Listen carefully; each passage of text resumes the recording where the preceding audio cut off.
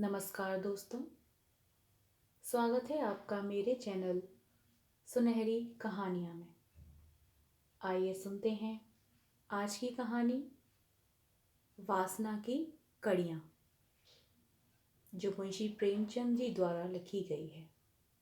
आइए सुनते हैं कहानी वासना की कड़ियाँ। बहादुर भाग्यशील कासिम मुल्तान की लड़ाई जीतकर घमंड के नशे में चूर चला आता है। शाम हो गई थी।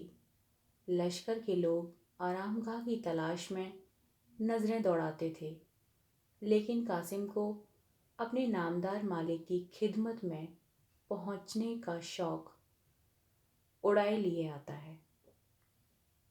उन तैयारियों का ख्याल करके जो उसके स्वागत के लिए दिल्ली में की गई होंगी, उसका दिल उमंग से भरपूर हो रहा था। सड़कें बंधनबार और झाड़ियों से सजी होंगी। चौराहे पर नौबत खाने अपना सुहाना राह अलापेंगे। सारे शहर में उसका डंका बजेगा। शहर में शोर मच जाएगा। तोपें आगवानी के लिए जोर शोर से अपनी आवाज़ें बुलंद करेंगी। हवेलियों के झरोखों पर शहर की चांद जैसी सुंदर स्त्रियां आंखें गड़ाकर मुझे देखेंगी और मुझ पर फूलों की बारिश करेंगी। जड़ाऊ हौंदे पर दरबार के लोग मेरी आफगानी हो आएंगे। इस शान से दीवाने खास तक पहुंचने के अब जब मैं अपने हजूर की खिदमत में पहुंचूंगा, तो वह बाहें खोलकर मुझे सीने से लगाने के लिए उठेंगे और मैं बड़े आदर से उनके पैर को चूम लूँगा। आह, कितनी शुभ घड़ी होगी वह। कासिम मतवाला हो गया। उसने अपने चाव की बेसुधी में घोड़ों की ऐड़ लगाई। कासिम लश्कर के पीछे था। घोड़ा ऐड़ लगाते ही आगे बढ़ा। कैदियों का झुंड पीछे छूट गया। घायल सिपाहियों की डोली पीछे छूट गई। सवारों का दस्ता पीछे रहा। घोड़ों के आगे सुल्तान के राजा की बेगमों और मैं, उन्हें और शहजादियों की पंसें और सुखपाल थे। इन सवारियों के आगे पीछे हथियारबंद ख्वाजा सराहों की एक बड़ी जमात थी। कासिम ने अपने रौ में घोड़ा बढ़ाए चला गया। यकायक उसे एक सजी हुई पालकी में दो आंखें झांकती हुई नजर आईं। कासिम ठिठक गया। उसे मालूम हुआ कि मेरे दोनों हाथों के तोते उड़ गए। उसे अपने दिल में एक कपकपी, एक कमजोरी और बुद्धि पर एक उन्माद सा अनुभव हुआ। उसका आसन खुद ब खुद ढीला पड़ गया। तनी हुई गर्दन झुक गई। नजरें नीची हो गईं।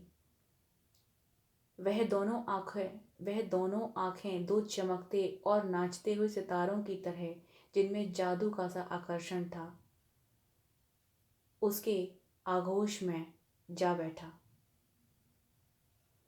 वह जिधर ताकता था, वही दोनों उमंग की रोशनी चमकते हुए तारे नजर आते थे। उसे बर्छी नहीं लगी, कटार नहीं लगी। किसी ने उस पर जादू नहीं किया, मंत्र नहीं किया। नहीं, उसे अपने दिल में इस वक्त एक कमज़ोर बेसुधी दर्द की एक लज्जत, मीठी मीठी सी एक कैफियत और एक सुहानी चुभन से भरी हुई रोने की सी हालत महसूस हो रही थी। उसका रोने का दिल कर रहा था। किसी दर्द की पुकार सुनकर शायद वह रो पड़ता, बेताब हो जाता। उसका दर्द का एहसास जाग उठा था, जो इश्क की पहली मंजिल थी। क्षण भर बाद उसने हुक्म दिया, आज हमारा यहीं कायम होगा। आधी रात गुजर चुकी थी। लश्कर के आदमी मीठी नींद सो रहे थे। चारों तरफ मशालें जलती थीं और तलाशे के जवान जगह जगह बैठे जवाहियाँ ले रहे थे। लेकिन कासिम की आंखों में नींद न थी। वह अपने लंबे चौड़े खेमे में बैठा हुआ सोच रहा था, क्या इस जवान औरत को एक नज़र देख लेना क्या कोई गुनाह है? माना कि मुल्तान के राजा की शहजादी है और मेरे बादशाह अपने हरम को उससे रोशन करना चाहते हैं, लेकिन मेरी आरज़ू तो सिर्फ इतनी है कि मैं उसे एक निगाह भर देख लूं,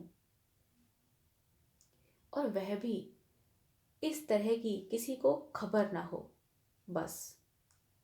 और मान लो यह गुनाह भी हो तो इस वक्त मैं गुनाह करना चाहूँगा। अभी हजारों बेगुनाहों को इन्हीं हाथों से कत्ल करके आया हूँ। क्या खुदा के दरबार में गुनाहों की माफ़ी सिर्फ इसीलिए हो जाएगी कि बादशाह के हुक्म से किए गए? कुछ भी हो, कितनी नाज़नीन को एक नज़र देख लेना किसी नाज़नीन को एक नज़र देख लेना किसी की जान लेने से बड़ा गुनाह होता है क्या? कम से कम मैं ऐसा नहीं समझता। कासिम दीनदार नौजवान था। वह देर तक इस काम के नैतिक पहलू पर गौर करता रहा। मुल्तान को फतह करने वाला हीरो दूसरी बाधाओं में क्यों ख्याल में लाता? उसने अपने खेमे से बाहर निकलकर देखा, बेगमों के खेमे थोड़े ही दूर पर गड़े हुए हैं। कासिम ने जानबूझकर अपना खेमा उनके पास लगवाया। इन खेमों के चारों तरफ कई मशालें जल रही थीं और 5 हबसी ख्वाजा सराह रंगी तलवार लिए टहल रहे थे। कासिम आकर मनसद पर लेट गया और सोचने लगा, इन कमबख्तों को नींद क्यों नहीं आ रही और चारों तरफ इनकी मशालें क्यों जल रही हैं? इनका गुल होना ज़रूरी है क्या? इसीलिए पुकारा, मसरूर, हुजूर फरमाइए, मशालें बुझा दो, मुझे नींद नहीं आती।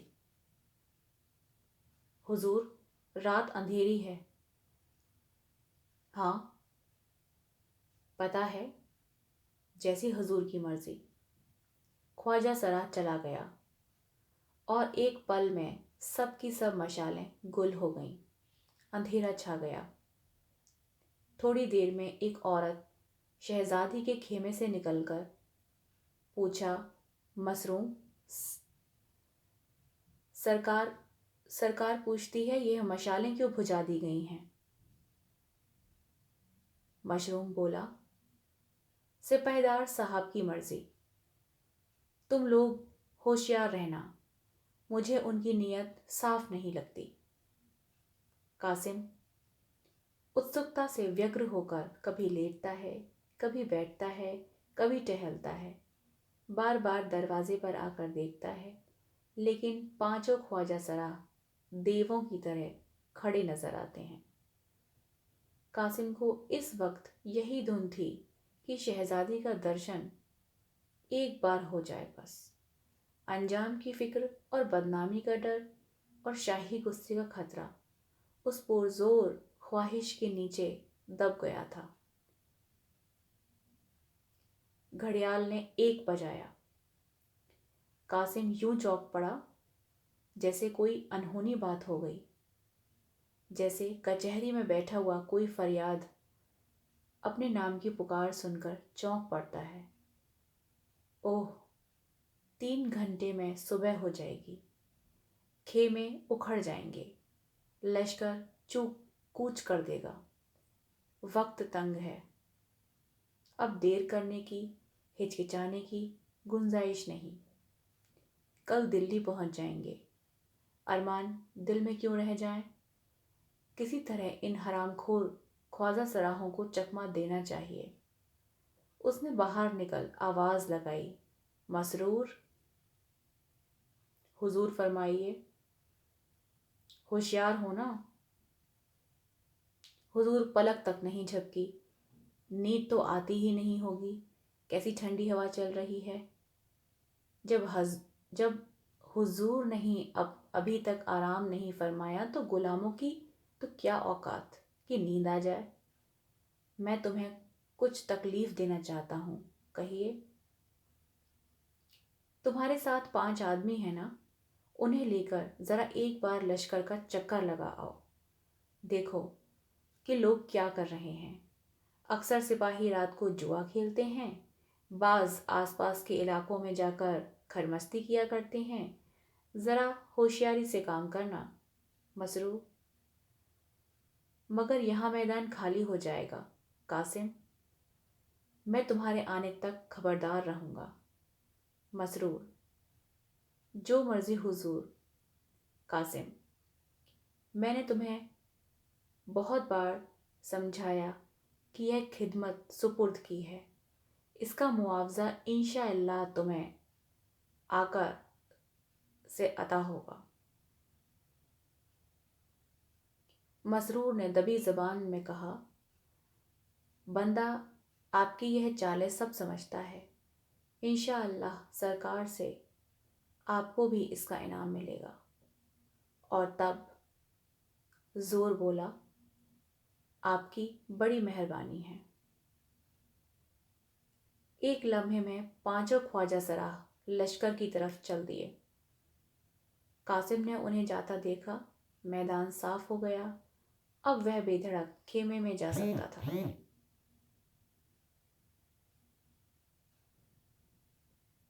लेकिन अब कासिम को मालूम हुआ कि अंदर जाना इतना आसान नहीं जितना वह समझता है। गुनाह का पहलू उसकी नज़र से ओझल हो गया था। अब सिर्फ ज़ाहरी मुश्किलें पर निगाह थी। कासिम दबे पांव शहजादी के खेमे के पास आया। हालांकि दबे पांव आने की ज़रूरत न थी। उस सन्नाटे में वह दौड़ता हुआ चलता तो भी किसी को खबर न होती। उसने खेमे से कान लगाकर सुना। किसी की आहट न मिली। इत्मीनान हो गया। अब उसने अंदर जाकर देखा। कमर से चाकू निकाला और कांपते हुए हाथों से खेमे की 2-3 रस्सियां काट डाली। अंदर जाने का रास्ता निकल आया। उसने अंदर की तरफ झांका। एक दीपक जल रहा था। 2 बंदियां फर्श पर लेटी हुई थी और शहजादी एक मखमली गद्दे पर सो रही थी। कासिम की हिम्मत बढ़ी। वह सरक कर अंदर चला गया और दबे पांव शहजादी के करीब जाकर उसके दिल फरेब हुस्न का अमृत पीने लगा। उसे अब वह भय न था जो खेमे में आधे वक्त हुआ था। उसने जरूरत पड़ने पर अपने भागने की राह भी सोच ली थी। कासिम 1 मिनट तक मूरत की तरह खड़ा शहजादी को देखने लगा। काली काली लटें खोलकर उसके गालों को छिपाए हुए थीं, जैसे काले काले अक्षरों में एक चमकता हुआ शायराना ख्याल छिपा हुआ था। मिट्टी की इस दुनिया में यह मज़ा, यह घुलावट, यह दीप्ति कहाँ। कासिम की आंखें इस दृश्य के नशे में चूर हो गई थीं। उसके दिल पर एक उमंग बढ़ने वाला उन्माद सा छा गया, जो नतीजों से नहीं डरता था। उत्कंठा ने इच्छा का रूप धारण किया। उत्कंठा में अधीरता थी और आवेश। इच्छा में एक उन्माद और पीड़ा का आनंद। उसके दिल में इस सुंदरी के पैरों पर सर मलने की और उसके सामने रोने की, उसके कदमों पर जान दे देने की, प्रेम का आवेदन करने की, अपने गम का बयां करने की लहर सी उठने लगी।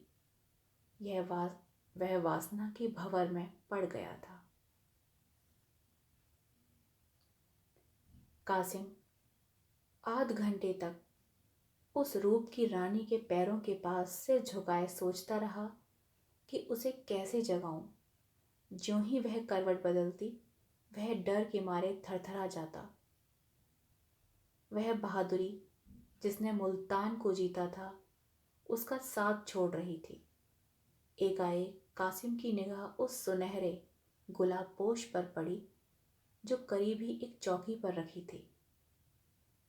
उसने गुलाब पोश उठा लिया और खड़ा सोचता रहा कि शहजादी को जगाऊं या ना जगाऊं। सोने की डली पड़ी हुई देखकर हम उसके उठाने में आगा पीछा होता है, वही इस वक्त उसे हो रहा था। आखिरकार उसने कलेजा मजबूत करके शहजादी के कांतिमान मुखमंडल पर गुलाब के कई छींटे दिए। दीपक मोतियों की लड़ी से सज उठा। शहजादी ने चौंक कर आंखें खोली और कासिम को सामने खड़ा देखकर फौरन मुंह पर नकाब खींच लिया और धीरे से बोली, मसरूर। कासिम ने कहा, मसरूर तो यहाँ नहीं है, लेकिन मुझे अपना एक अदना जाबाज खादिम समझिए। जो हुक्म होगा आपकी तामील में बाल बराबर उजरना होगा। शहजादी ने नकाब और खींच लिया और खेमे के एक कोने में जाकर खड़ी हो गई। कासिम को अपनी वाक शक्ति का आज पहली बार अनुभव हुआ। वह बहुत कम बोलने वाला था और गंभीर व्यक्ति था। अपने हृदय के भावों को प्रकट करने में उसे हमेशा झिझक होती थी, लेकिन इस वक्त शब्द बारिश की बूंदों की तरह उसकी जबान पर आने लगे। गहरे पानी के भाव में एक दर्द का स्वर पैदा हो जाता है। बोला, मैं जानता हूँ मेरी यह गुस्ताखी आपकी नाजुक तबीयत पर नागवार गुजरी है। हुजूर, इसकी जो सज़ा मुनासिब समझें उसके लिए यह सर झुका हुआ है। आह, मैं ही वह बदनसीब काले दिल का इंसान हूँ जिसने आपके बुजुर्ग बाप और प्यारे भाई के खून से अपना दामन नापाक किया है। मेरे ही हाथों मुल्तान के हजारों जवान मारे गए, सल्तनत तबाह हो गई, शाही खानदान पर मुसीबत आई और आपको यह सब दिन देखना पड़ा। लेकिन इस वक्त आपका यह मुजरिम आपके सामने हाथ बांधे हाजिर है। आपके एक इशारे पर वह आपके कदमों पर न्यौछावर हो जाएगा और उसकी नापाक जिंदगी से दुनिया पाक हो जाएगी। आज मुझे मालूम हुआ कि बहादुरी के पर्दे में वासना आदमी से कैसे कैसे पाप करवाती है। यह महज लालच की आग है, राख में छिपी हुई सिर्फ एक कातिल जहर है, खुशनुमा शीशे में बंद। काश मेरी आंखें पहले खुली होती तो एक नामवर शाही खानदान यूं खाक में न मिल जाता। पर इस मोहब्बत की शमा ने जो कल मेरी शाम को सीने में लगी थी, इस अंधेरे कोने को रोशनी से भर दिया। यह उन रूहानी जज्बात का फैज़ है जो कल मेरे दिल में जाग उठे, जिन्होंने मुझे लालच के कैद से आज़ाद कर दिया। इसके बाद कासिम ने अपनी बेकरारी और दर्दे दिल और वियोग की पीड़ा का बहुत ही करुण शब्दों में वर्णन किया। यहाँ तक कि उसके शब्दों का भंडार खत्म हो गया। अपना हाल कह सुनाने की लालसा पूरी हो गई, लेकिन वह वासना बंदी वहां से हिला नहीं। उसकी आरजुओं ने एक कदम और बढ़ाया। मेरी इस राम कहानी का हासिल क्या? अगर सिर्फ दर्द दिल ही सुनना था तो किसी तस्वीर को सुना सकता था, वह तस्वीर इससे ज़्यादा ध्यान से सुनती और खामोशी से मेरे गम की दास्तान सुनती। काश मैं भी इस रूप की रानी की मीठी आवाज़ सुन पाता, वह भी मुझसे अपने दिल का हाल सुनाती। मुझे मालूम होता कि मेरे इस दर्द के किस्से का उसके दिल पर क्या असर हुआ।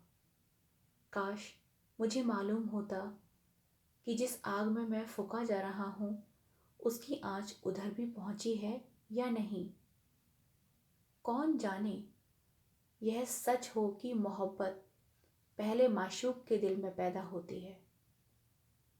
ऐसा न होता तो सब्र को तोड़ने वाली निगाह मुझ पर पड़ती ही क्यों। आह, इस हुस्न की देवी की बातों में कितना लुत्फ आएगा। बुलबुल का गाना सुन सकता, उसकी आवाज़ कितनी दिलकश होगी, कितनी पाकीज़ा, कितनी नूरानी, अमृत में डूबी हुई।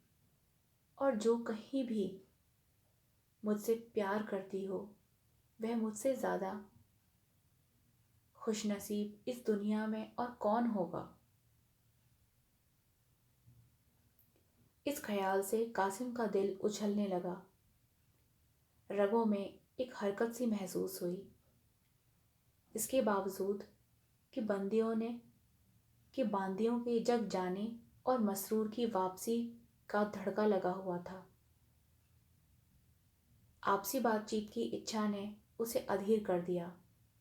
बोला, हुस्न की मलिका, यह जख्मी दिल आपकी इनायत की नज़र की मुस्तक है।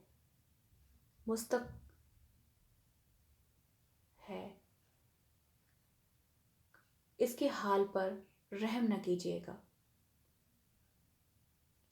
शहजादी ने नकाब की ओर से उसकी तरफ ताका और बोली, जो खुद रहम का मुस्तहक हो वह दूसरों के साथ क्या रहम कर सकता है। कैद में तड़पते हुए पंछी से जिसके न बोल हैं न गाने की उम्मीद, तो उम्मीद रखना ही बेकार है। मैं जानती हूँ कि कल शाम को दिल्ली के जालिम बादशाह के सामने बंदियों की तरह हाथ बांधे खड़ी होंगी। मेरी इज्जत, मेरे रुतबे और मेरी शान का दारोमदार खानदानी इज्जत पर नहीं बल्कि मेरी सूरत पर होगा। नसीब का हक पूरा हो जाएगा। कौन ऐसा आदमी है जो इस जिंदगी की आरज़ू रखेगा। अल्लाह की शहजादी आज की एक जालिम, चालबाज, पापी आदमी की वासना का शिकार बनने पर मजबूर है। जाइए, मुझे मेरे हाल पर छोड़ दीजिए। मैं बदनसीब हूँ। ऐसा ना हो कि मेरे साथ आपको भी शाही गुस्से का शिकार बनना पड़े। दिल में कितनी ही बातें हैं, मगर क्यों कहूँ, क्या हासिल। इस भेद का भेद बना रहना ही अच्छा है। आप में सच्ची बहादुरी और खुददारी है। आप दुनिया में अपना नाम पैदा करेंगे, बड़े बड़े काम करेंगे। खुदा आपके इरादों में बरकत दे। यही इस आफत की मारी हुई औरत की दुआ है। मैं सच्चे दिल से कहती हूँ कि मुझे आपसे कोई शिकायत नहीं। आज मुझे मालूम हुआ कि मोहब्बत बैर से कितनी पाक होती है। वह उस दामन में मुंह छुपाने से भी परहेज नहीं करती जो उसके अजीज़ों के खून से लिथड़ा हुआ हो। यह कमबख्त दिल उबला पड़ता है। अपने कान बंद कर लीजिए। वह अपने आप में नहीं है, उसकी बातें न सुनिए। सिर्फ आपसे यही विनती है कि इस गरीब को भूल जाइए। मेरे दिल में उस मीठे सपने की हमेशा याद ताज़ी बनी रहेगी। हरम की कैद में यह दिल को तस्कीन देता रहेगा। इस सपने को मत तोड़िए। अब खुदा के वास्ते यहाँ से जाइए। ऐसा न हो कि मसरूर आ जाए। वह एक जालिम है। मुझे अंदेशा है कि उसने आपको धोखा दिया। अजब यहीं कहीं छुपा हुआ होगा। उससे होशियार रहिएगा। खुदा हाफिज। कासिम पर एक कासिम की एक बेसुधी सी हालत हो गई, जैसे आत्मा का गीत सुनने के बाद किसी योगी की हो जाती है। उसे सपने में भी उम्मीद नहीं थी जो उसकी पूरी हो गई थी। गर्व से उसकी गर्दन की रंगें तन गई थीं। उसे मालूम हुआ कि दुनिया में उससे ज़्यादा भाग्यशाली दूसरा नहीं। चाहूँ तो इस रूप की वाटिका की बहार लूट सकता हूँ। इस प्याले में मस्त हो सकता हूँ। वह कितनी नशीली, कितनी मुबारक जिंदगी होती। अब तक कासिम की मोहब्बत ग्वाले का दूध थी। पानी से मिली हुई शहजादी के दिल की तड़प ने पानी को जलाकर सच्चाई का रंग पैदा कर दिया था। उसके दिल ने कहा, मैं इस रूप की रानी के लिए क्या कुछ नहीं कर सकता। कोई ऐसी मुसीबत नहीं जो मैं झेल ना सकूं। कोई ऐसी आग नहीं जिसमें मैं कूद ना सकूं। मुझे किसी का डर नहीं। मैं बादशाह का गुलाम नहीं।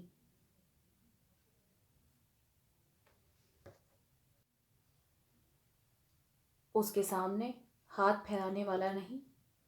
उसका मोहताज नहीं। मेरे जौहर की हर एक दरबार में कद्र हो सकती है। मैं आज इस गुलामी की जंजीर को तोड़ दूंगा और उस देश में जा बसूंगा जहाँ बादशाह के फरिश्ते भी पर नहीं मार सकते।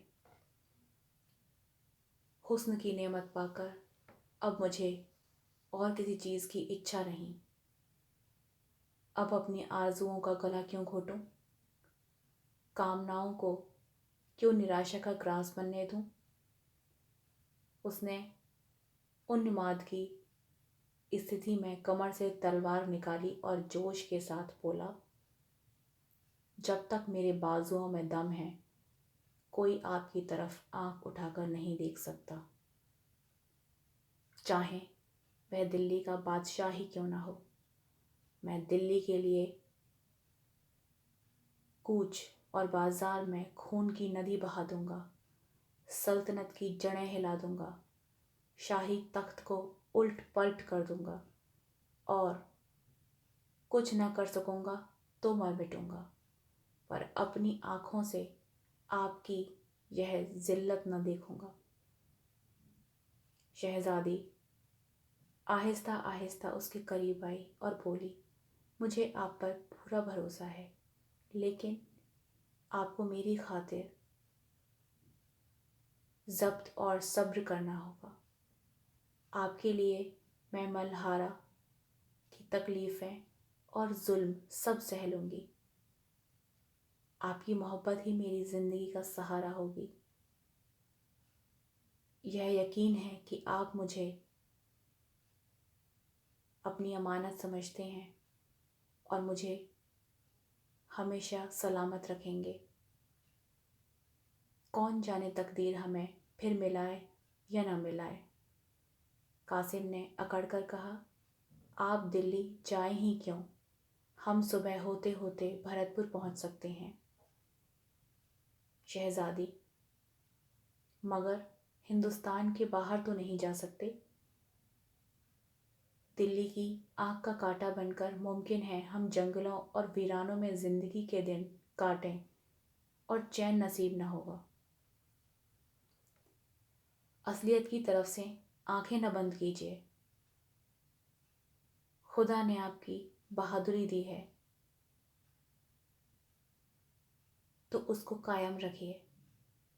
कासिम का जोश कुछ धीमा हुआ। भ्रम का पर्दा नजरों से हट गया। कल्पना की दुनिया से बढ़ बढ़कर बातें करने वाला थोड़ा सहज हो गया। कासिम को अपनी बेबसी साफ दिखाई पड़ने लगी। बेशक मेरी यह लनत रानियां मजाक की चीज़ है। दिल्ली के शाह के मुकाबले में मेरी क्या हस्ती है। उनका एक इशारा मेरी हस्ती को मिटा सकता है। हसरत भरे लहजे में बोला, मान लीजिए हमको जंगलों और वीरानों में ज़िंदगी के दिन काटने पड़े तो क्या। मोहब्बत करने वाला अंधेरे कोने में भी चमन की सैर का लुत्फ़ उठाते हैं।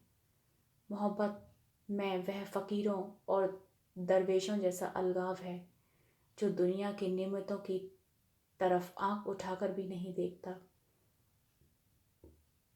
शहजादी, मगर मुझसे यह मुमकिन है कि आप अपनी भलाई के लिए आपको इन खतरों में क्यों डालूं। मैं शाह दिल्ली के जुल्मों की कहानियां सुन सकी हूँ। उन्हें याद करके रोंगटे खड़े हो जाते हैं। खुदा वह दिन याद न लाए, मेरी वजह से आपका बाल भी बांका ना हो।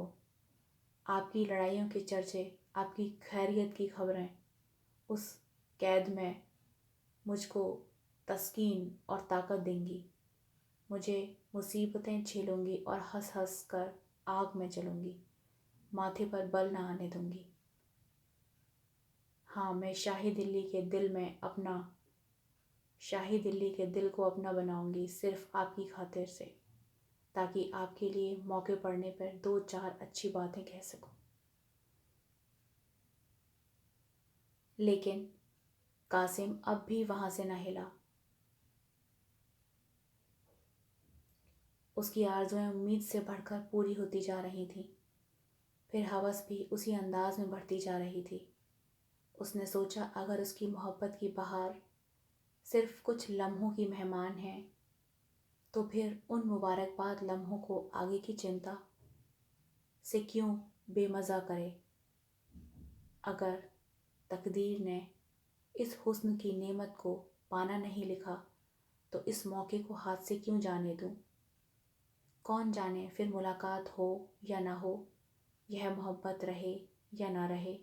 बोला, शहजादी, अगर आपका यही आखिरी फैसला है तो मेरे लिए सिवाय हसरत और मायूसी के और क्या चारा। दुख होगा पर सब्र करूँगा। अब एक दम के लिए यहाँ आकर मेरे पहलू में बैठ जाइए ताकि इस बेकरार दिल को तस्कीन हो। आइए इस लम्हे के लिए भूल जाएं कि दुनिया की घड़ी हमारे सर पर खड़ी है। कौन जाने यह दिन कब आए। शान शौकत गरीबों की याद भुला देती है। आइए इस घड़ी को मिलकर साथ बैठें। अपनी जुल्फ़ों की अंबरी खुशबू से इस चलती हुई रूह की तरावट पहुंचाइए। यह बाहें गले की जंजीर बन जाएं। अपने बिल्लौर जैसे हाथों से प्रेम के प्याले भर भर कर पिलाइए। सागर के ऐसे दौड़ चलें कि हम छक जाएं। दिलों पर सरूर ऐसा चढ़े जिस पर जुदाई की तुझरियों का असर न हो। वह रंगीन शराब पिलाइए जो इस झुलती हुई आरज़ू की खेती को सींच दे और यह रूह की प्यास हमेशा के लिए बुझ जाए।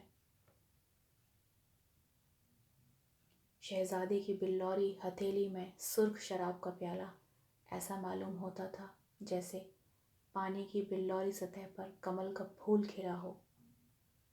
कासिम दीनों दुनिया से बेखबर प्याले पे प्याला चढ़ाता जाता है, जैसे कोई डाकू लूट के माल पर टूट पड़ा हो।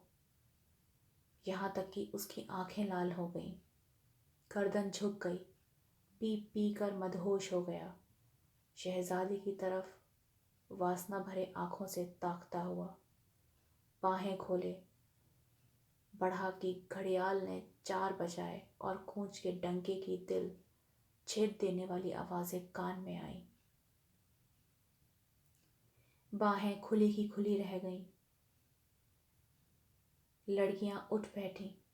शहजादी उठ खड़ी हुई और बदनसीब कासिम दिल की आरजुएं लिए खेमे से बाहर निकला, जैसे तकदीर के फौलादी पंजे ने उसे ढकेल कर बाहर निकाल दिया हो।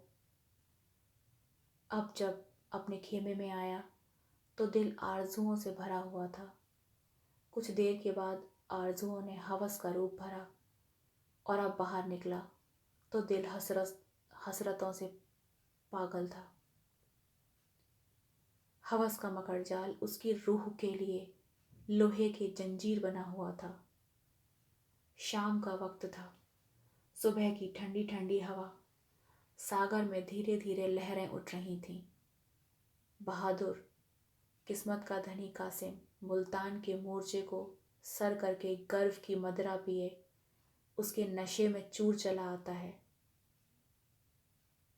दिल्ली की सड़कें बंधनवार और झाड़ियों से सजी हुई थीं। गुलाब और केवड़े की खुशबू चारों तरफ फैली हुई थी। जगह जगह नौबत खाने अपना सुहाना राग अलाप रहे थे। तोपों ने आगवानी की घन गरज सदाएं बुलंद की। ऊपर झरोकों से नगर की युवतियां झांक रही थीं। कासिम पर फूलों की बारिश हो रही थी। वह शाही महल के करीब पहुंचकर जो बड़े बड़े अमीर उमरा उसकी आगवानी के लिए कतार बांधे खड़े थे। इस शान से वह दीवाने खास तक पहुंचा। उसका दिमाग उस वक्त 7वें आसमान पर था। चाव भरी आंखों से ताकता हुआ बादशाह के पास पहुंचा और शाही तख्त को चूम लिया। बादशाह मुस्कुराकर तख्त से उतरे और बाहें खोले हुए कासिम को सीने से लगाने के लिए बढ़े। कासिम आदर से उनके पैरों को चूमने के लिए झुका कि यकायक उसके सर पर एक बिजली सी गिरी। बादशाह को तेज खंजर उसकी गर्दन पर पड़ा और सर तन से जुदा होकर अलग जा गिरा। खून के फव्वारे बादशाह के कदमों की तरफ, तख्त की तरफ, तख्त के पीछे खड़े होने वाले मसरूर की तरफ लपके।